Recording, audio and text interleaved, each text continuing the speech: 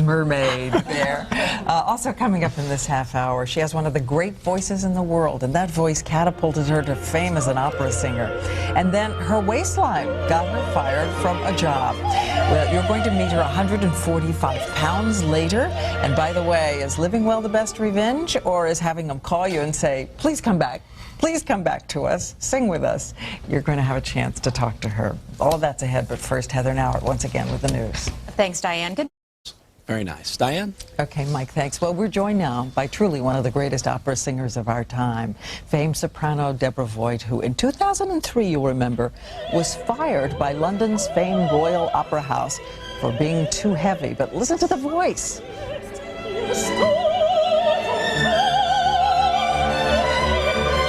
Well, guess what? After surgery, 145 pounds were lost. And back in 2003, before she did it, she sat and talked with us about the public embarrassment. I'm disappointed because I think that the priorities of the Royal Opera House were a little bit askew in the decision that they made. Really weren't hurt?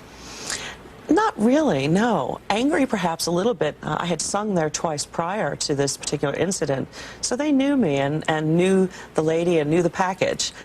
And that was the package and the lady in 2003, and this is Deborah Voigt today. Look at you. Well, thank you very much. So, you got the call saying, come back. I did. You've been sitting by the phone waiting for that revenge? In a word, no. No. It came actually as quite a surprise, and I've had several people say, well, why would you go back when the circumstances... Yes. Well, you know, I decided that there are a lot of people in England that I would like to sing for, and just because of the opinion of a few administrators was really not a reason to keep myself from that part of the world.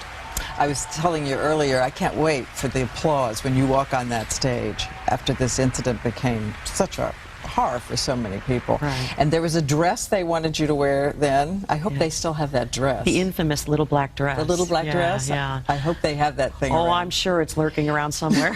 Because you went from a size, you went from size 30 to size... size 30, and I'm in about a 12 now, which is the average American woman, so I'm very happy to be amongst the average American women. Well, you had the surgery, as we said. Was this really the reason? Was this the trigger when they did that to you? No, this absolutely was not the trigger, and people are going to assume that it was. The irony of the situation is that because of the cancellation of this contract, I found myself with 6 or 7 weeks free time, and so I used the time that I would have been singing on stage at Covent Garden to have gastric bypass, and if you want to get technical, they bought out the contract, so I guess we could say they paid for it as well. Oh, that's even sweeter. Revenge is mine.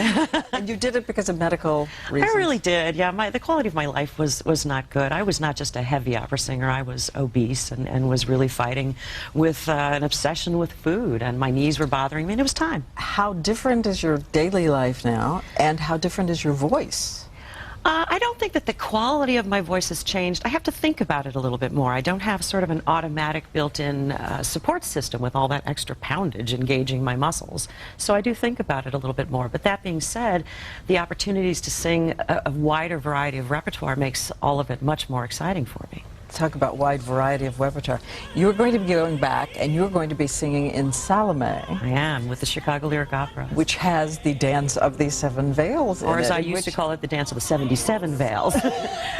We've been able to drop a few. For the girl you were. Yeah, exactly. So now 7 veils. Right. Are you going to do it? Are you going to take off those veils? In the buff, as it were? Yeah. I doubt it. I feel confident, but I don't know. Even if I was a size 4, I'm not sure I'd be confident with that. And we'll see as the date approaches, and if I feel convinced that it's necessary for the production and for the role. I hope to do as much as I can, but we'll see. So here we are, end of the day, full circle. Yeah. Weight is lost. Yes. They came back and said, please come back to us. What is the moral of this story?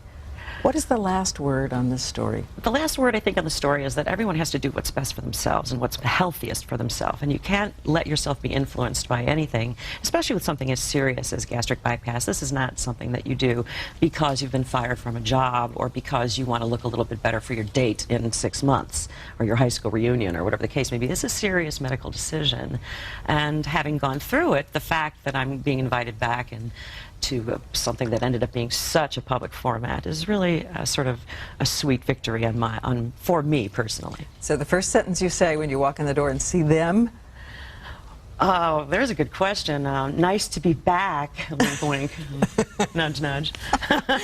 Well, it's great to have you back here. Thank you. And once again, London, we'll get to hear the glorious voice of Deborah Voigt. It's wonderful to Thanks, have you. Coming up next, Mothers, Daughters, show you how the two generations can dress even in the same clothes, but with a few differences.